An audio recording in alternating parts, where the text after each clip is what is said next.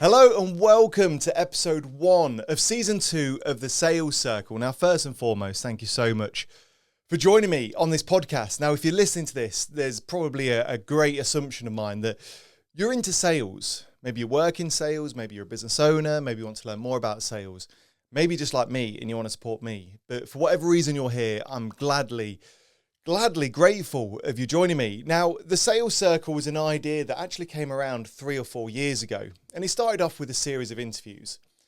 Now, all of those interviews so far have been published into season 1. So if you have missed those interviews, go check out those. And in those interviews, I sat down with some of the greatest salespeople, sales leaders, BDMs, SDRs, entrepreneurs, to understand more about sales and more about how they sell.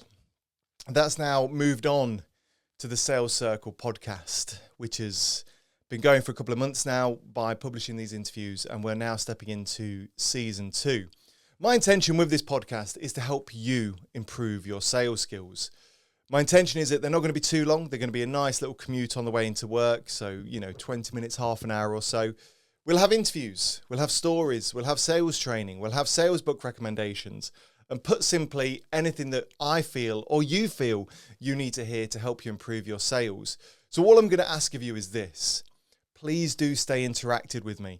You can find the Sales Circle across any social media platform, whether it be Facebook, Instagram, X, YouTube. You can also email me directly at thesalescircleofficial@gmail.com. That's thesalescircleofficial@gmail.com. Perhaps you've got some ideas you want to share, then please do email in. Perhaps you've got some questions or things that you need help with when it comes to sales. Once again, please do send those in.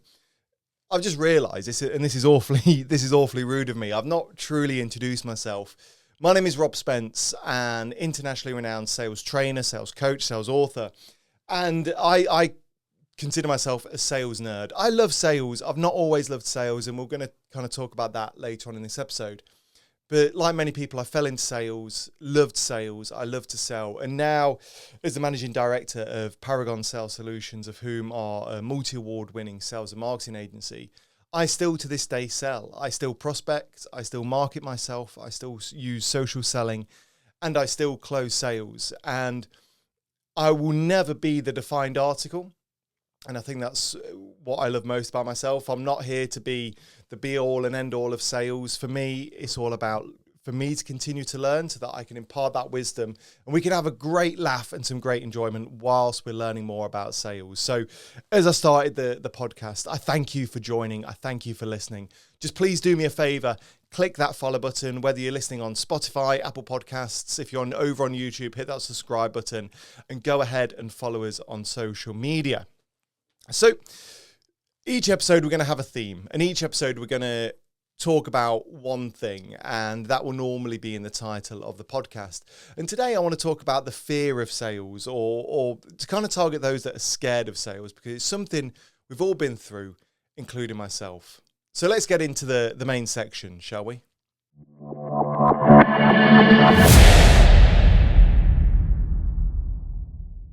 So are people truly scared of sales? Are people truly scared to sell? The short answer is yes, absolutely. And this stems from a conversation I was having. I was actually a guest on another podcast just the other night, and we were talking about people being scared of selling and scared of sales. And it brought back some memories of when I started to sell, or to be honest, even before that, when I was considering what to do next in my life and what career to go down, and how I had a fear of sales. Now, I've pulled up some statistics that kind of correlate to this. And before we come on to those, I want you to ask yourself this. Were you scared of sales, or are you scared of sales? Now, when we talk about a fear of sales or a fear of selling, I'm not talking about to the point of crying or calling up a counsellor. You might do, I don't know, and that's up for you. But many salespeople have a massive fear of picking up the phone and cold calling. And in fact, sorry, my statistics are on the floor down here. 40% of salespeople, so these are people that are still sales professionals, struggle with cold calling or that initial prospecting. 40%. That's insane, right? That's 4 in 10. Now, also, 35% of salespeople find that closing the sale is the hardest part. And it's quite an interesting split, isn't it? We've got some people that are naturally good at opening people up, and we've got those that are naturally good at closing. And I've seen it before in the sales teams that I go in and work with when I coach and consult. And even now with my team here, we've got a team of, 10 or 12 people, give or take. And there are those that are really good at opening the door, I think is a term a lot of people use. There's those people out there that are really good at opening the door. But there are those that are good at closing the door and closing that sale. And I guess we want to explore why people could be scared of sales. And I'm hoping if you're listening to this, maybe or watching this over on YouTube, maybe that's you. Maybe that resonates deep within you. And just for full transparency, when I'm talking about salespeople, I'm not just talking about the stereotypical salesperson. I'm talking about the CEO, the entrepreneur. I'm talking about the BDM, the managing director, because we've all got a part to play in sales, right? We all have to sell at some point in our lives. And look, we're going to talk about this throughout the whole season 2 of the podcast.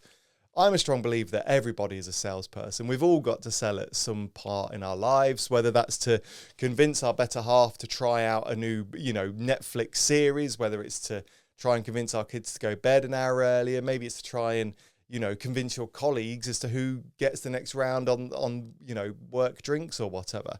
We're all salespeople, but when we sort of assert this word of sales, people get a bit scared.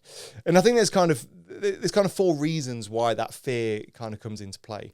There's a fear of rejection, right? No one likes to be rejected. Hell, if you love to be rejected, then you are perfect to become a salesperson. But no one likes to be rejected. And that fear of rejection or sort of, to some degree, that fear of failure can actually put people off trying to sell or wanting to sell. And that's why us salespeople need to have a thick skin. There's no quick fixes to this. Sometimes it is just putting the big boy pants on, the big girl pants on, and puckering up and just dealing with it as best you can. Sometimes it's practice. Sometimes, I've come to realize that the more you get rejected, the more you're determined to go on and try and get the next sale. Some people are scared of having that cold opening. Some people are scared to open people up. They're scared to initiate that conversation, whether that be through a cold call, through a LinkedIn message. Sometimes those people could be scared to talk to people just in a smoking area of a club or at a bus stop. They're just naturally sort of a bit wary, maybe a bit more introverted to kind of come into play. I think a big thing that really comes into play with sales is this term that we hear a lot of, imposter syndrome. And imposter syndrome, put simply, without really getting too far into it, maybe should have a whole episode on this, is where you kind of negatively talk and you put yourself down because you feel that you should not be in the position that you should be in. And so this imposter syndrome takes over and says, hey, you, Rob, you don't deserve to do a podcast. You don't deserve to write books. How dare you? And actually, being very vulnerable and honest now, if you go and research any of the books I've authored on sales, you'll notice that they're not under Rob Spence. You'll notice that they're under Robert Spence. And there was a very, very, I'll use the word peculiar reason for that. It shouldn't be peculiar, but the reason was because I was suffering with severe imposter syndrome. I dropped out of A-levels for various reasons. So I'd never authored anything like longer than 500, 1,000 words. So for me to go and pen a 50,000 word book, I didn't think I had it in me. And that was the imposter syndrome. And that's then where, the terminology or the name used of Robert Spence came from. It was because I didn't want to be Rob Spence. I didn't believe that Rob Spence was capable of writing a book. So he became Robert Spence. So when we talk about being scared of sales, what I urge you to do is to understand that we all go through some kind of fear of sales, some kind of fear of selling. Those that succeed in sales are those that practice, they persevere, and they keep going. Still to this day, before some sales meetings, I still get those little anxious twinges. I still get those butterflies in my stomach. I still feel that nervousness. It's still a bit of that kind of trepidation before I pick up the phone or before I jump onto that Zoom or before I walk through someone's offices. It still happens.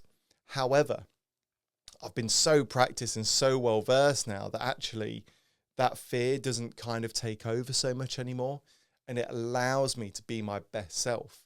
It doesn't mean that I know that you yourself can just go out there straight away and you can absolutely hone your sales skills and put out the perfect practice, the perfect pitch without being scared. But I assure you, the more you practice, the more you refine, and the more you understand that failure is just a big part of sales, you are one step closer to closing a sale. You know, what is that old sales adage, that cheesy one? You know, the more no's you get, the more likely to a yes you're going to become, or you know, always that effect. And look, it's true. And I'll kind of close off this section with those statistics again. Just remember that 35% of salespeople find closing a sale very hard. Let's just ask ourselves this: why is that? Is that because of a fear of failure, a fear of rejection? One thing I've not really talked about is the fear of pressure or the fear of targets. You know, sometimes salespeople are under a lot of pressure from sales directors or from sales managers. And so they're scared to take that shot because if they miss that shot, there could be repercussions to it. We know that 40% of salespeople struggle to open up to prospects. They're scared of cold calling. They're scared of sending that letter in the post, whatever it is. Once again, is that down to a fear of failure, a fear of rejection? Is that imposter syndrome? I would likely say yes. So let's focus on those four things. And the kind of key takeaway message to this is this: failure happens, pressure's going to happen, but the more you persevere, the more you practice, the better your outcomes will be.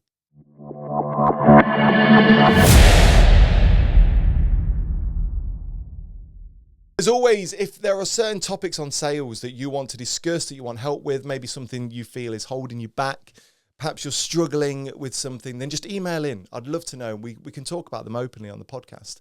Just head on over to your email app and search for, or beg your pardon, email thesalescircleofficial@gmail.com. Or of course, just head on over to any to any social media platform and find the Sales Circle, and you'll find them there. Now, this next section is going to be another kind of key hone within the podcast, which is our Q&A. Once again, I want to hear your questions. I want to hear about what things are holding you back, what topics are holding you back, what skills are stopping you from succeeding in sales, and we'll talk about them openly. So one of the first questions kind of nicely correlates, and massive thank you for sending these in, by the way. One question I had is, how do I handle rejection? And once again, it comes on to kind of what we were talking about earlier now. As I said earlier, rejection is naturally going to happen in sales. You're never not going to fail in sales. You're never not going to get, 100 people, sell to 100 people and close 100 sales. You're going to close 10% of them at best, maybe 20%. I think when it comes to handling rejection, there are a couple of things that you can do. First of all, understand your product, your service, your offering, your USP, your whole value proposition inside and out. You need to make sure that you are the expert, you are the authority, you are the go-to person in whatever it is that you are selling, whether that be wall tiles, whether it be studio lighting, whether it be digital marketing services. Know everything inside and out. That then allows you to practice and hone your pitch down to a T. Now, I hate salespeople who just read things off a script monotonously with no rhyme, no reason, and no passion. So don't ever become that kind of salesperson, but make sure that you've got a good flow that's easy to follow with various deviants, depending on where the prospect wants to take you, and that you know that pitch inside and out. Make sure you practice everything. Practice and hone those skills. Try role plays, try doing it in front of peers and mentors, in front of your spouse, your husband, your wife, your partner, whatever it is. But also practice in front of your prospects. The more you practice, the better you naturally will become. Now, there is a caveat to that. I read a book once, and I can never remember the bloody title now. The Talent Code. Fantastic book, believe it or not. The Talent Code. And they talk about practice doesn't make perfect, but perfect practice makes perfect, which actually makes sense. If you do the same thing 10,000 times and it's still wrong, doesn't mean that the 10,001th time is going to be the perfect article, right? Perfect practice makes perfect. And although there's a lot we could probably dive into that book, it's probably good for another day. Let's look at that practice and gathering feedback. If we are losing sales, if we aren't closing deals, if we aren't closing sales, ask for feedback. What could I have done better? Hey, listen, I know you're going to go elsewhere, but listen, just so I know for next time, was there anything I could have done differently to have got your sale? Just asking little snippets of feedback like that. Even if you don't get every single word from your client, if you can improve your pitch by just 1% each time, over the time you've done it 100 times, you've made a massive incremental increase. So get out there and keep practicing. Now, the second question, this is a great question that we've had in, and this is a question that I get asked a lot on a lot of my sales training courses. And the question is, Rob, I want to follow up my prospects. I don't want to lose sight of them, but I don't want to pester. I don't want to annoy them. How can I follow up without being annoying? Very good question. The short answer is there's no wrong or right answer, but there's kind of two tips that I always provide to my sales teams, especially on a top level basis. One, when you're speaking with your client or with your prospect, set the ground rules. Ask them, when does your client want to be followed up with? How often do they want to hear from you? How do they want to hear from you? Case in point, if I would send in a proposal, here's your proposal, here's your quote. Listen, I'm not doing my job properly if I'm not following up with you, if I'm not being in contact to make sure you understand this correctly. I would like to follow up with you in 7 days. Does that work within your time schedules? Or we can be a bit more open. Hey, Mr. or Mrs. Prospect, here's a quote proposal, just so I don't bug and pester you. How often would you like to hear from me? Or how would you like to hear from me? Would you prefer email, telephone call, letter, text message, whatever it is? If you set those ground rules, there's no wrong or right answer. Now, for whatever reason, if you can't get those ground rules, if they're unwilling to share those details, perhaps you've not had a chance to ask, then my honest answer is, if you feel you're being too pesky and annoying, you probably are. That being said, I believe that a lot of people become pesky and annoying when they utilize the same platform or the same medium or the same, is it the right medium maybe, or the same medium of way of following up. If you have sent 10 emails, you're probably being a bit annoying. And that prospect is now going to the habit of just seeing your email and deleting it.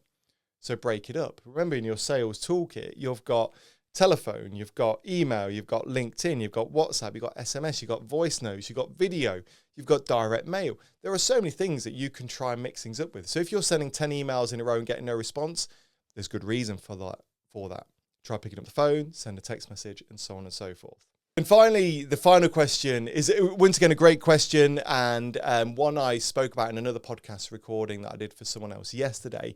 And the question is this: what is social selling? Now, social selling is probably a topic we're going to cover in a full podcast at some stage, so stay tuned for that episode. But just to kind of give you a bit of a hint and a tease, social selling, or the term of social selling, came about, I think I first saw it, oh God, I'm showing my age now, probably maybe 10 or 12 years ago, maybe a little bit more, maybe a little bit less.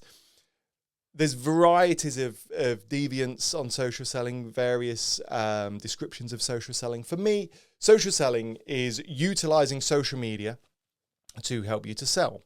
Now, to some degree, that involves selling without selling.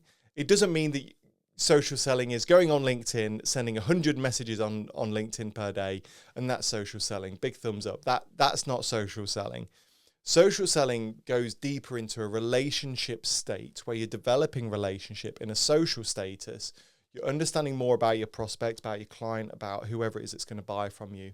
You're understanding their needs, their wants, their requirements. You are creating value content that they like, they appreciate, they enjoy, that they interact with.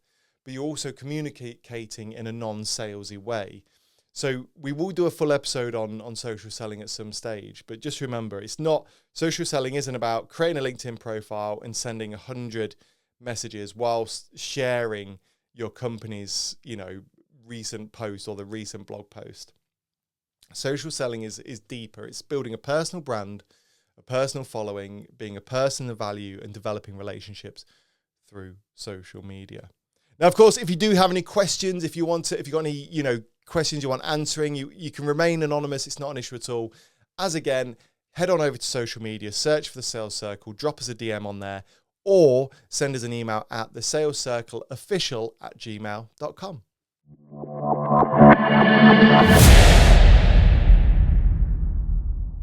Now for the final segment of the podcast. Now, this is something we're going to do every single week. It's my book review or my book recommendation, with the idea being I will share with you a sales book, a sales guide, maybe a business book, maybe a mindset book that I've read that I can thoroughly recommend. Now, today's book isn't necessarily a book about sales, and I think that's why I like it so much. This book is called The Game by Neil Strauss. Now, I read this book maybe 12 years ago, maybe 10 years ago, to be fair. And it's funny how times have changed, because I don't think this book, it probably would be published today, but it won't, because of the modern way of thinking, may not have been as successful as it is now. Put simply, that is my phone in typical recording fashion. I should probably just mute that, shouldn't I, really? Let me just put that on Do Not Disturb. So I'll read the blurb to you. The game recounts the incredible adventures of a shy, everyday man who transforms himself into the quick-witted, smooth-talking Style, a character irresistible to women. But just when life gets better than he could ever dreamed of, and he has used his techniques on Britney Spears, he's received life coaching from Tom Cruise, and moved in with Courtney Love, and was voted the world's #1 pickup artist, he falls head over heels for a woman who can beat him at his own game. So it's a true story written by journalist Neil Strauss, who infiltrated a pickup artist gang, I'll use the term, and he became one of the best pickup artists in the world. And the reason I like this book is it's a true story, so you get the true narrative, mixed with tips on how to approach people. Now, of course, if you are single of any sex or of any gender, then this book will be great for you. But even if you are married, obviously just explain to your partner as to why you're reading it. But this was a great book for me to understand how to open people up, how to talk to people. It gave me some little hints, tips, tricks, advice. It gave me courage to approach people and talk to people. And even now, I find myself in networking events. I find myself in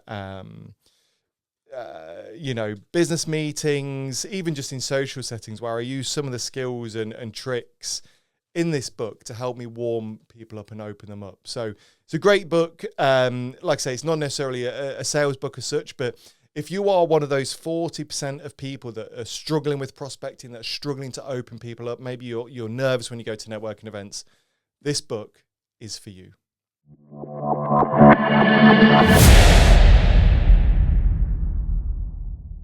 And that wraps up our first ever episode of The Sales Circle. This is just episode 1 of season 2, and I have plans for thousands of these bad boys. So please do stay tuned. Wherever you're listening to this, make sure you hit that follow button, hit that subscribe button, and please do follow us over on social media. For me, as I said at the start of this podcast is for you. It's to help you improve your sales skills, to make more revenue, and to drive your business forward. So if you've got any recommendations on what you want to see and hear, if you've got any ideas, if you've got any questions you want to ask, then do get in contact. My email address, as always, is thesalescircleofficial@gmail.com. Thank you so much for joining me on this first episode of The Sales Circle. I'm looking forward to welcoming you in to The Sales Circle. And until next time, all the best. And that's it for another episode of The Sales Circle. Make sure you hit that follow button, join us over on social media, and we'll see you next week.